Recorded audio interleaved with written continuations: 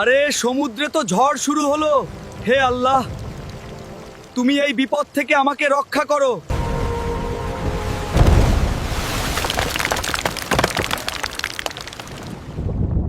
হে আল্লাহ, আমি তো মরুভূমিতে এসে পড়েছি। দেখি দাদুর সাহায্য নেই। জাদুকর দাদু, আমি ঝড়ের কবলে পড়ে নৌকা ডুবে একটি মরুভূমিতে চলে এসেছি। এখন কি করব? যখন তুই ঝড়ের কবলে পড়েছিলি, মৎস্যকন্যা বুঝতে পেরে তোকে ওই মরুভূমিতে পৌঁছে দিয়েছে। ওই মরুভূমি পার হলেই তুই মরু রাজ্যে পৌঁছাবি। সাবধানে যাস, পথে অনেক ফাঁদ আছে। ঠিক আছে কবিরাজ দাদু, আর আপনি আমার জন্য দোয়া করবেন। এই রোদের মধ্যে গলা শুকিয়ে যাচ্ছে, একটু পানি কোথায় পাবো?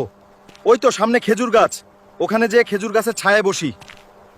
আর পারছি না, একটু পানি কোথায় পাই? ওই তো আমার পেছনে পানি, যাই ওখান থেকে পানি খেয়ে আসি।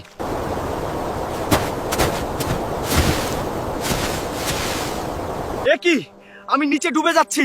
আমি চোরাবালিতে পড়ে গেছি, এখানে তো কাউকে দেখছি না। হে আল্লাহ, তুমি ছাড়া আমাকে বাঁচানোর কেউ নেই। আরে আমি তো ধীরে ধীরে এই চোরাবালিতে ডুবে যাচ্ছি।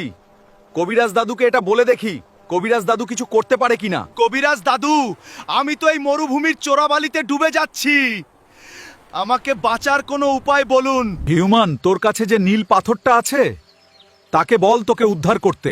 হে জাদুর নীল পাথর, আমাকে এই চোরাবালি থেকে উদ্ধার করো। আল্লাহর রহমতে ওই চোরাবালি থেকে বেঁচে এসেছি।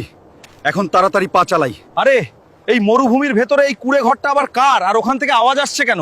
গিয়ে দেখি। আমাকে বাঁচাও, কেউ আছো? আমাকে বাঁচাও। এখানে তোকে কেউ বাঁচাতে আসবে না। বাঁচা মরা আল্লাহর হাতে, তোরা কে মারার? এই রাজাকে ছেড়ে দে, না হলে কিন্তু ভালো হবে না। বন্ধুরা, পার্ট 7 দেখতে চাইলে লাইক ফলো করে কমেন্টে পার্ট 7 লিখুন, আর ভিডিওটি ভালো লাগলে শেয়ার করে দিবেন।